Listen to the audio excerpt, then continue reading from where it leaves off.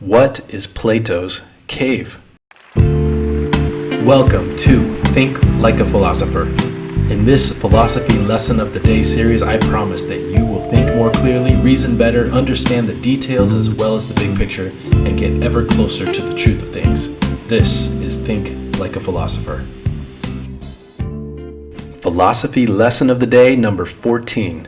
What is Plato's cave?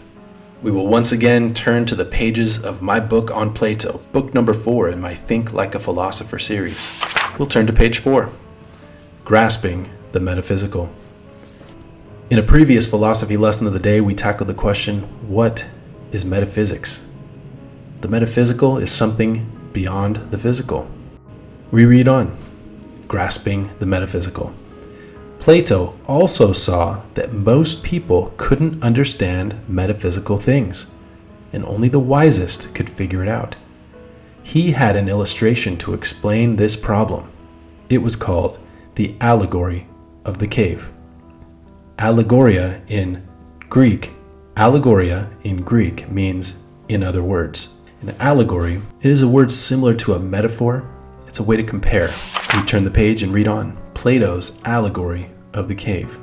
This may be one of the most famous illustrations in all of Western philosophy. Plato explained it like this. People are chained down, watching shadows on a wall.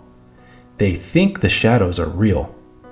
They can't turn around to see that there is something even more real behind them that is casting the shadows.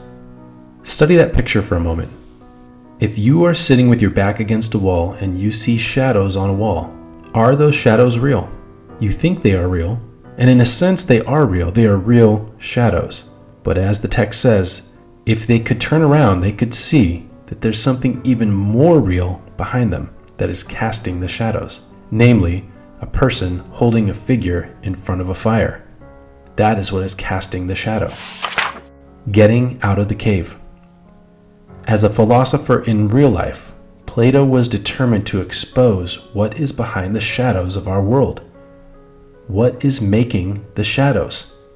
He was interested in the truth, not just in the shadows of the truth. And he wasn't satisfied with people just learning one truth about the shadows. He wanted them to climb out of the cave to see real light. Plato wanted to save people through knowledge. Gnosis was his arche. Gnosis, this comes from a Greek word that means knowledge. And arche, as we've talked about in previous philosophy lessons of the day, refers to the source, the origin, the main or essential element that all the ancient Greeks talked about. They wanted to know what is the main element behind it all. For Plato, it might have been knowledge. Again, this is one of the most famous allegories or metaphors in all of philosophy, and it is layers deep. Not only did Plato want you to see that those shadows aren't real, at least not as real as what is casting the shadows, but even beyond that, it is better to get out of the cave completely. This goes hand in hand with what he thought about metaphysics, things beyond the physical. He wanted to continue to peel back the layers to find the truth of things. Just like many of the ancient Greeks, the pre-Socratics, and his teacher, Socrates, also sought to do. Plato was the biggest thinker yet. And now we've answered the question, what is Plato's cave? Next time, we will look at Plato's theory of forms or theory of ideas and answer the question, what is an idea? Thanks for watching. We'll see you next time. For this video, I borrowed from the pages of my book series, Think Like a Philosopher, which goes through the history of Western philosophy from its origins to the present. If you love what you see, check out the links below to find digital and printable copies of any and all of my books on the history of Western philosophy. There is a carefully crafted kids version and an outstanding, honest, older thinkers version for each part of the story. I promise that these books will help you to think more clearly, reason better, and get ever closer to the truth of things. With crystal clear, concise language, Greek and Latin translations, and original illustrations and graphics on each page to help you visualize abstract concepts, you will not be disappointed. Thank you for watching. Don't forget to like and subscribe. It supports the channel and ensures that you don't miss any new videos as they come out. See you next time.